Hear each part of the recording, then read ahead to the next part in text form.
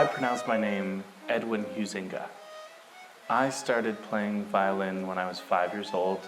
I remember my mom taking me to a violin shop and asking me to pick out a tiny little violin. So I started off with a 16th of violin size, which is one of the smallest ones you can get at 5 years old. When I was very little, I had short hair. When I was 5, 6, 7, 8 years old, I had longer hair. And then when I was in high school, I had really short hair, and I spiked it up with as much gel as I could possibly find. And then going to college and university and things like that, I grew it out again because I loved it.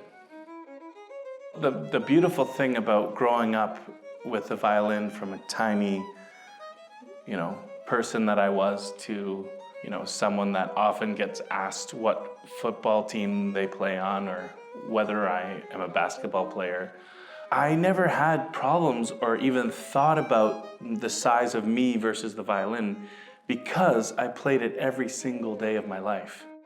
My first experience with the Carmel Bach Festival was 15 years ago.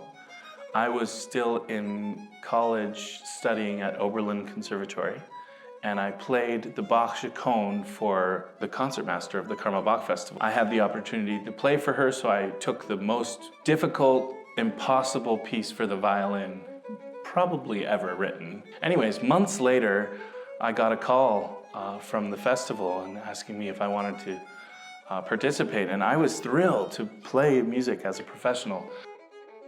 I think the Bach Festival is super unique to Carmel and the Monterey Bay because of the musicians that are here for the month and want to work together. It's the kind of quality of music and quality of artist that can be heard in most major cities in the world, but we're in Carmel. I've gotten every question in the world, like, why can't you afford a full-size violin? And I'm like, oh, it is a full-size violin. I just can't afford a Stradivarius, but most people can't. That will change.